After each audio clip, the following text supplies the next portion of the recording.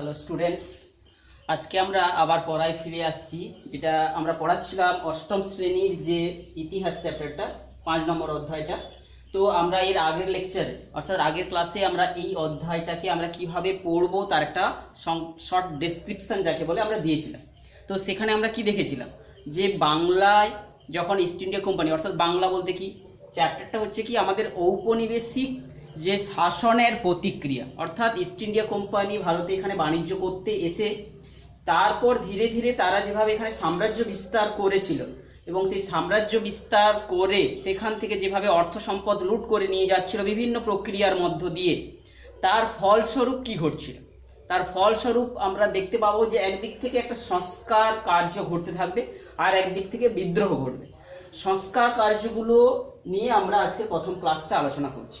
সংস্কার, east India কোম্পানির শাসনকালে যে ঔপনিবেশিক শাসনকালে সংগঠিত হওয়া বিভিন্ন যে সহযোগিতামূলক কাজগুলো, যে তৎকালীন সমাজে যে পতনশীলতার দিকে এগিয়ে যাচ্ছিল ধীরে ধীরে সমাজটাকে, সেই সমাজটাকে কি করে যে আরও যে সুন্দর করা যায় যাতে করে সমাজ জীবন মানুষ আরও সুস্থভাবে সুন্দরভাবে বসবাস করতে পারে, সেই জন্যই কিন্তু বিভিন্ন ভারতীয় থেকে শুরু করে ইস্ট ইন্ডিয়া কোম্পানির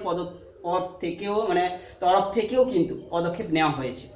তো এই পদক্ষেপগুলো ইস্ট ইন্ডিয়া কোম্পানি যে 3টা জায়গায় প্রেসিডেন্সি তৈরি করেছিল, সর্বপ্রথম প্রেসিডেন্সি তৈরি করেছিল আমরা জানি বাংলায়, বাংলা প্রেসিডেন্সি, যেটা কিনা প্রশাসনিকের কেন্দ্র বলা হচ্ছে, এবং অন্য পরবর্তী দুটো যে প্রেসিডেন্সি গঠন যেগুলো হবে পরবর্তীকালে, মাদ্রাজ হোক মুম্বাই হোক, তবে কিন্তু সবচেয়ে যে প্রধান প্রেসিডেন্সিটা হবে বাংলা। তো সেই বাংলায় সংস্কার আন্দোলনগুলো সাধারণত বেশি গুরুত্ব দিয়ে এখানে আলোচনার বিষয় রয়েছে। সঙ্গে সঙ্গে আমরা ভারতের বাইরে বলছি, বাংলার বাইরে যে সংস্কার আন্দোলনগুলো বলে আলোচনা করব, সেগুলো প্রকৃতপক্ষে মাদ্রাজ প্রেসিডেন্সির সমাজ সংস্কার আর মুম্বাই প্রেসিডেন্সির সমাজ সংস্কার।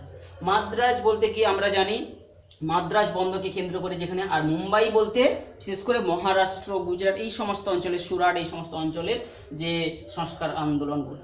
তো আমরা প্রথমে চলে আসছি যে এই বাংলায় সহযোগিতা বলতে এই উপনিবেশিক শাসনের যে সহযোগিতা কথাটা নিয়ে আমাদের মূল আলোচনার বিষয়, যে এখানে বিভিন্ন প্রকার যে সংস্কারগুলো সাধন করবেন শুধুমাত্র ভারতীয় শিক্ষিত সম্প্রদায়, যাদেরকে তৎকালীন সময়ে ভদ্রলোক বলে বলা হতো, তারা কেবল কিন্তু করেন। ইস্ট ইন্ডিয়া কোম্পানির তরফ থেকে আগত বিভিন্ন যে গভর্নর জেনারেলরা এসেছিলেন, সেই যে রবার্ট ক্লাইভের পরবর্তীকাল থেকে শুরু করে যে 1857 সালের মহাবিদ্রোহের আগে পর্যন্ত যারা আসতে থাকবেন তাদেরকে আমরা জানি গভর্নর জেনারেল বলা হতে থাকছে, এবং সেই সিপাহী বিদ্রোহের পর কিন্তু আবার যারা আসবে তাদের একটা ভাইস রয় বলে বলা হবে। তো যে ইস্ট ইন্ডিয়া কোম্পানি অর্থাৎ মহাবিদ্রোহের আগে, যেটাকে 1857 সালের মহাবিদ্রোহ আমরা আলোচনা করবো এই চ্যাপ্টারেই, তো তার আগে পর্যন্ত আগত যে বিভিন্ন গভর্নর জেনারেলরা যারা কিনা পদক্ষেপ নিয়েছিল বাংলাটাকে সংস্কার করার জন্য, বাংলার যে সমাজ সংস্কার অর্থাৎ বাংলায় প্রচলিত তৎকালীন সময়ে যে বিভিন্ন যে কুপ্রথা, অস্পৃশ্যতা, যে বিভিন্ন প্রথাগুলোকে দূরীভূত করার জন্য কিন্তু তারা উদ্যোগী হয়েছে। সর্বপ্রথম আমরা বলছি যে কিন্তু এই সংস্কার আন্দোলনগুলো কিন্তু করতে গিয়ে তাদের মূল লক্ষ্য কিন্তু সেই ঔপনিবেশিক শাসনের কাঠামোটাকে সুদৃঢ় করা যদিও ছিল, কিন্তু কিছু কিছু উদার এবং যে স্বাধীন মুক্ত মনা মানুষেরা যারা এসেছিলেন গভর্নর জেনারেল হয়ে, তারা কিন্তু করেছিলেন। তো আমরা বিভিন্ন সালে আগত 1803 সালে যিনি আসবেন কিনা যে লর্ড ওয়েলেসলি,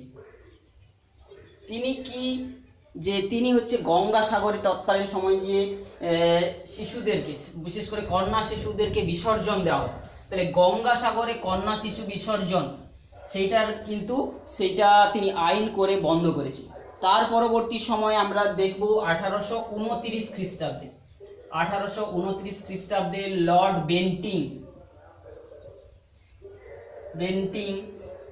বেন্টিং যিনি কিনা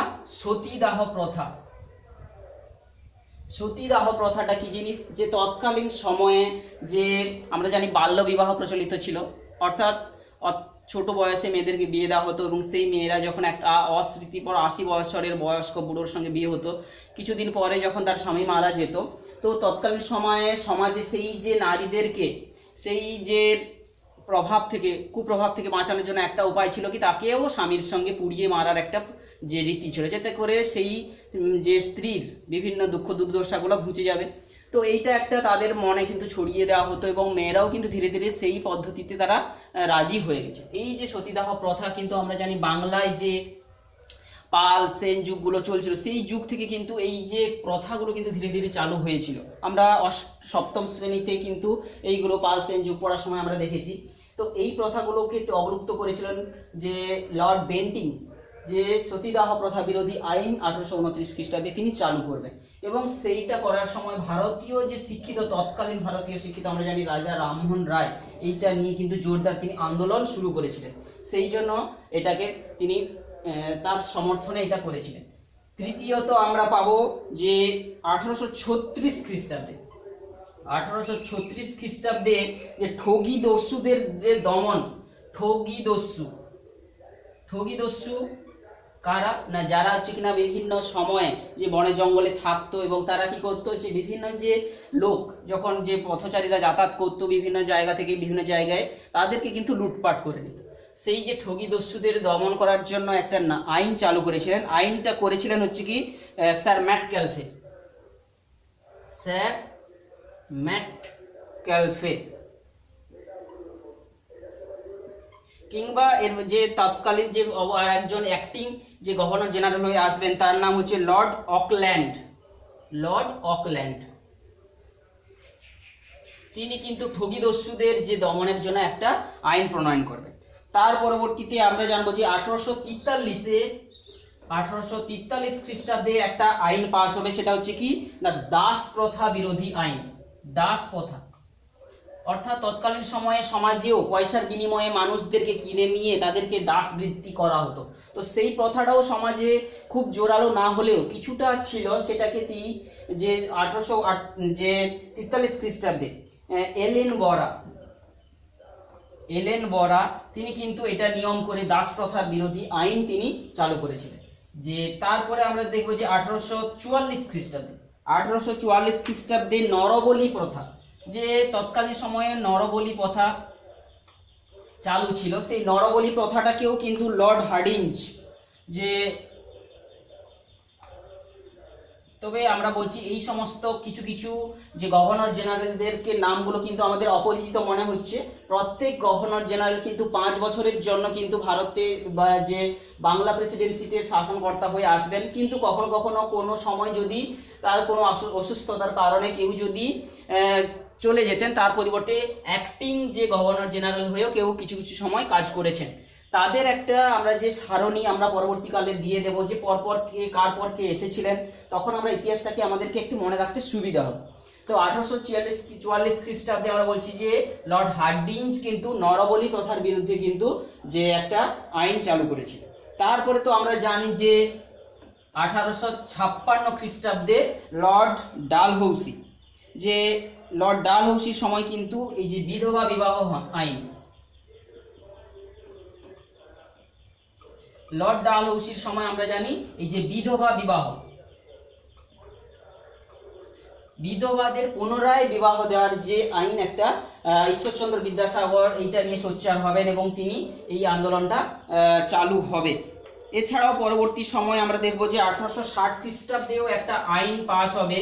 সেই আইনটা হচ্ছে কি যে বাল্যবিবাহ বিরুদ্ধে আইন। বাল্যবিবাহ অর্থাৎ কি তৎকালীন সময়ে যে মেয়েদের যে নারীদের কিন্তু বিয়ের কোনো সুনির্দিষ্ট বয়স ছিল না, অত্যন্ত কম বয়সেই তাদের বিয়ে দেওয়া হতো। এই বিয়ের একটা যে বয়স থাকা উচিত, তার জন্য কিন্তু 1860 খ্রিস্টাব্দে যে এই আইনটা পাস করবেন লর্ড ক্যানিং এই বাল্য বিবাহের যে রোধের আইনটা পাস করবেন এবং এখানে বিবাহের যে ন্যূনতম বয়সটা কত করা হবে না 10 বছর ন্যূনতম বয়স্ক মেয়েদেরই বিয়ে দেওয়া হবে, এইরকম একটা নিয়ম চালু হলো। এরপরে আমরা জানবো যে 1870 সময়ে 1870 খ্রিস্টাব্দের দিকে আরো একটা আইন পাস হবে, সেটা হচ্ছে কি কন্যা শিশু হত্যা। কন্যা শিশুদেরকে কিন্তু হত্যা করে দেওয়া হতো, কন্যা শিশু হত্যা। এই আইনটা কিন্তু রোধ করবেন হচ্ছে কি যে লর্ড মায়ো। তাহলে কন্যা শিশু হত্যা প্রতিরোধক আইন। তাহলে বিভিন্ন যে আইনগুলো পাস হলো, তৎকালীন সময়ে যে গভর্নর জেনারেলদের নাম অর্থাৎ সাল, এখানে গভর্নর জেনারেল, তৎকালীন সময়ে যে বাংলার গভর্নর জেনারেল যিনি ছিলেন তাদের নাম, এবং যে আইনটা তারা পাস করেছিলেন গঙ্গাসাগরে কন্যা শিশু যে বিসর্জন, অর্থাৎ একটা মৃত্যু, শিশুর মৃত্যু। তাহলে এই সমস্ত যে সংস্কার কাজগুলো যারা শুরু করেছিলেন ভারতীয় সমাজটাকে শুদ্ধ করার জন্য, তো এই সমস্ত ইস্ট ইন্ডিয়া কোম্পানির গভর্নর জেনারেলদের অবদানও কিন্তু কম নয়। তারা যদি আইনটা না পাস করে তাহলে কিন্তু সেটাকে যে পালনটা কিভাবে হবে, তো সেই জন্য কিন্তু এই অবদানটা কিন্তু কম নয়। তাছাড়া আমরা যেটা পড়তে যাচ্ছি এই চ্যাপ্টারে, আমাদের অষ্টম শ্রেণীতে যেটা একটু বেশি করে রয়েছে যে ঊনবিংশ শতকের ভারতীয় শিক্ষিত ভদ্রলোক। যে শিক্ষিত ভদ্রলোক তৎকালীন সময়ে কিছু কিছু যে ব্যক্তি তাদের নিজস্ব উদ্যোগে কিংবা জমিদার ফ্যামিলির কিছু মানুষেরা যারা শিক্ষিত হবেন, বিভিন্ন বিদেশি শিক্ষা, ইংরেজি শিক্ষা গ্রহণ করবেন, এই তাদের মধ্যে যাদেরকে ভদ্রলোক বলে পরিচিত ছিল, সেই ভদ্রলোকদের মধ্যে আমরা আমাদের সিলেবাসে দুজনকে নিয়ে আমরা এখানটায় আলোচনা করব। বিশেষ করে যারা এই সংস্কারমূলক কাজটাকে করেছে। একজনের নাম হচ্ছে রাজা রামমোহন রায়। রাজা রামমোহন রায় আমরা জানি যে 1773 থেকে 1833 সাল তার হচ্ছে জীবনকাল। তো এই সময় রাজা রামমোহন কাল কিন্তু সংস্কৃত, আরবি, ফার্সি এবং ইংরেজি ভাষায় একজন সুদক্ষ যে পণ্ডিত ছিলেন। তিনি যে বুঝেছিলেন যে ভারতের উন্নতি করতে গেলে ভারতে কিন্তু পাশ্চাত্য শিক্ষাকে নিয়ে আসতে হবে। পাশ্চাত্য শিক্ষা অর্থাৎ কি, যে প্রাচীন সংস্কৃত শিক্ষার পরিবর্তে যে ইংরেজি শিক্ষাকেও চালু করা উচিত, সেটাই হচ্ছে পাশ্চাত্য শিক্ষা, এবং বিজ্ঞান মনস্ক শিক্ষা নিয়ে আসার কথা তিনি বারবার জোর দিয়েছিলেন। তো সেই শিক্ষার তো পরে আমরা আলোচনা করব। সমাজ সংস্কারকের ক্ষেত্রে তার যে গুরুত্বপূর্ণ দুটো অবদান ছিল কি, যে এক নম্বর হচ্ছে কি যে রাজা রামমোহন রায় কিন্তু হিন্দু ধর্মের সংস্কার তিনি করবেন। এটা যদিও সমাজ সংস্কারের মধ্যে এটা ধর্ম সংস্কারের মধ্যে আমরা পড়ব। হিন্দু ধর্মের সংস্কার অর্থাৎ কি, একটা সমাজ কিন্তু ধর্মকে মেনে তারা চলতে থাকে, কোনো সমাজের মানুষের একটা নির্দিষ্ট রীতিনীতি মেনেই তারা কাজ করে। সেই সমাজে কিছু কিছু প্রথা এমন জটিল আকার ধারণ করে যেগুলোর কোনো যে মূল্য থাকে না পালন করার পেছনে, যেমন কি এই যে সতীদাহ প্রথা থেকে শুরু করে বাল্য বিবাহ, বহু বিবাহ, কিংবা হচ্ছে জাতপাত, কিংবা হচ্ছে কি যে মূর্তি পূজা, এই সমস্তর বিরুদ্ধে তিনি কিন্তু কিছু সংস্কার সাধন করবেন। এইগুলো হচ্ছে রাজা রামমোহনের সংস্কারমূলক কাজের মধ্যে খুবই গুরুত্বপূর্ণ। আর একটা হচ্ছে তিনি যেটা করবেন হচ্ছে যে সতীদাহ প্রথা, সতীদাহ প্রথা নিবারণের জন্য তিনি কিন্তু উদ্যোগী হবেন, এবং তিনি বিভিন্ন জনমত সংগঠিত করার চেষ্টা করবেন। এবং তারই চেষ্টায় 1829 খ্রিস্টাব্দে লর্ড বেন্টিং এর সহায়তায়, লর্ড বেন্টিং আমরা যেটা আগে পড়েছি, লর্ড বেন্টিং সেই সময় যে গভর্নর জেনারেল ছিলেন বাংলার, তার সহযোগে কিন্তু এই সতীদাহ প্রথাটাকে দূরীভূত করা হবে। তো এইটাই হচ্ছে রাজা রামমোহনের অবদান। তাছাড়া আমরা এরপরে চলে আসছি আরো একজন যে ভারতীয় শিক্ষিত ভদ্রলোকেদের মধ্যে পড়ে সুপরিচিত, 1820 থেকে, যার জীবনকালটা আমরা জানি যে 1891 খ্রিস্টাব্দ। তো এই সময়কালে অর্থাৎ আমরা দেখতে পাচ্ছি রাজা রামমোহনের রায়ের ঠিক পরবর্তী যুগের থেকেই কিন্তু তিনি তার কার্যকারিতাটা শুরু করেছেন। তার জন্মকালটা যদি দেখে থাকি, তো এই সময়ে তিনি কিন্তু বিশেষ করে তার অবদানের মধ্যে আমরা জানবো যে বিধবা বিবাহ আইন, অর্থাৎ যেটা লর্ড ডালহৌসির সময় 1856 খ্রিস্টাব্দে হবে, সেটাই হচ্ছে বিধবা বিবাহ আইন। তাছাড়াও তিনি কিন্তু বাল্য বিবাহ যে 1860 খ্রিস্টাব্দে বাল্য বিবাহ রোধের বিষয়ক আইনটা নিয়েও কিন্তু তিনি সোচ্চার হবেন। তাহলে ঈশ্বরচন্দ্র বিদ্যাসাগরের যে অবদানগুলো তার সময়কালে আমরা দেখতে পাচ্ছি 1856 খ্রিস্টাব্দে একটা যে বিধবা বিবাহ আইন, 1860 খ্রিস্টাব্দে বাল্য বিবাহ, আর এটা হচ্ছে বিধবা বিবাহ। এই আইনগুলো পাস হবে এবং তারই উদ্যোগে বিশেষ করে কিন্তু গভর্নর জেনারেলরা এটা পাস করতে তারা সমর্থন পাবেন ভারতীয়দের কাছ থেকে।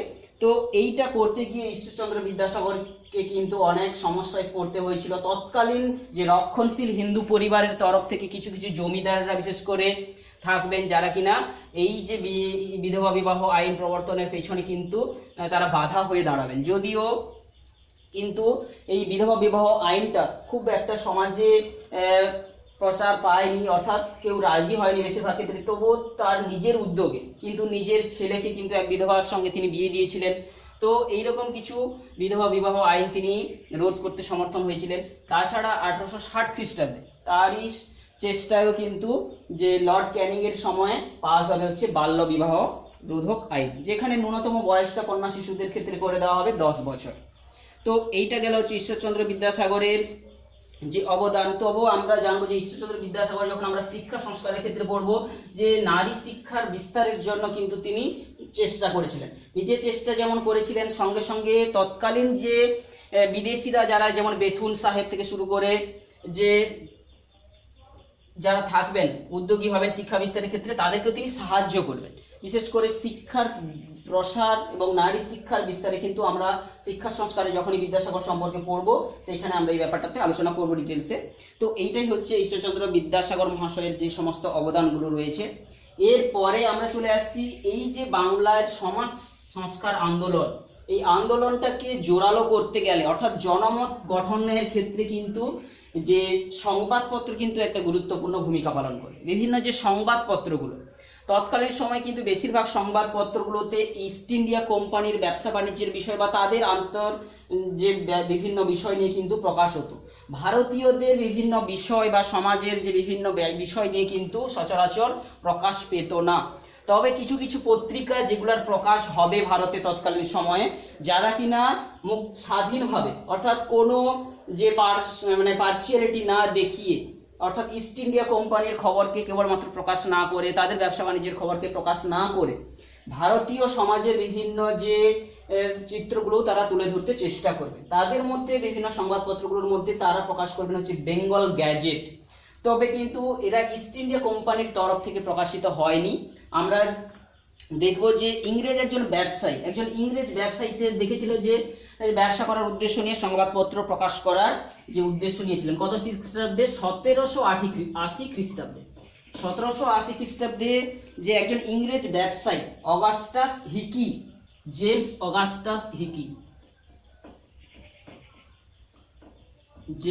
অগাস্টাস হিকি নামে একজন যে ইংরেজ ব্যবসায়ী প্রথম সাপ্তাহিক যে ইংরেজি পত্রিকা, এই বেঙ্গল গ্যাজেট কি না প্রথম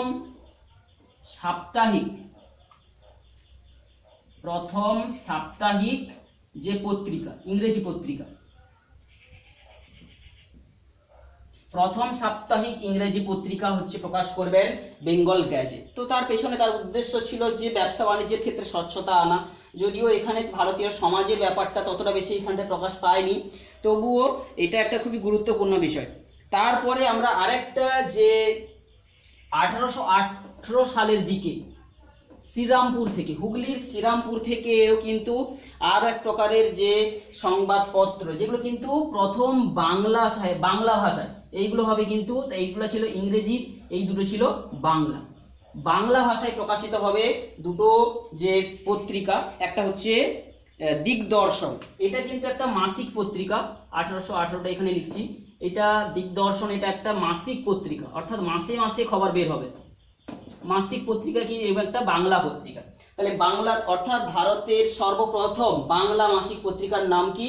যে দিগদর্শন। 1818 খ্রিস্টাব্দে এটা কিন্তু কার সম্পাদনায় না, যে শ্রীরামপুর মিশনারি যে সম্পাদক মার্সম্যান, এর সম্পাদক থাকবেন কে? মার্সম্যান, যে শ্রীরামপুরে, এটা বিশেষ করে হুগলি থেকে হচ্ছিল, হুগলির শ্রীরামপুর থেকে খ্রিস্টান মিশনারির পক্ষ থেকে কিন্তু এটা প্রকাশিত হবে। এছাড়াও আরেকটা সাপ্তাহিক বাংলা পত্রিকা যেটা হবে, এটা হচ্ছে এই সাপ্তাহিক একটা পত্রিকা, এরও সম্পাদনা করবেন হচ্ছেন এই মার্শম্যান। এটাকে বলা হচ্ছে সমাচার দর্পণ। এটাও ঠিক একই সালে 1818 খ্রিস্টাব্দে দুটো পত্রিকা, এটাও 18 সাল, এটাও 1818 সাল। এই একই সময়ে হুগলির শ্রীরামপুর থেকে কিন্তু মার্শম্যানের সম্পাদনায় যে সম্পাদক যিনি থাকবেন তার উদ্যোগে কিন্তু এই পত্রিকাগুলো প্রকাশিত হতে থাকে। তো আমাদের এই চ্যাপ্টার থেকে প্রশ্নগুলো সাধারণত আমাদের শর্ট প্রশ্নগুলো আসবে, কোন সময় কি নিয়মগুলো চালু হয়েছে, বা রাজা রামমোহন রায়ের যে সমাজ সংস্কারকের ভূমিকাগুলো উল্লেখ করো, কিংবা হচ্ছে ঈশ্বরচন্দ্র বিদ্যাসাগরের যে অবদানগুলো উল্লেখ করো। তাও আমরা তার জীবনকাল উল্লেখ করতে পারি, তার সময়ে যে বিভিন্ন যে গভর্নর জেনারেলদের নামগুলো জেনে তার কোন সালে কোন আইনটা পাস হচ্ছে সেইগুলো আমরা কিন্তু উল্লেখ করলেই আমাদের যে প্রশ্নগুলোর উত্তর হবে। সঙ্গে সঙ্গে সংবাদপত্রের যে অবদানগুলো আমরা এখানে জানলাম, এইটা নিয়েই তোমরা ভালো করে পড়বে। তো এই যে চ্যাপ্টারগুলো বলছি, আমরা বলছি বারবার যে ক্লাস 10-এ যখন আমরা পড়বো চ্যাপ্টার 2 কিংবা 3 কিংবা 4, এই চ্যাপ্টারগুলোতে কিন্তু আরো বেশি করে রয়েছে। তো আমরা আমাদের মতো করে এই ক্লাসের উপযোগী করে আমরা এটা পড়ে রাখবো। আমরা এটা পড়ার পরে প্রশ্ন কিছু করার চেষ্টা করব।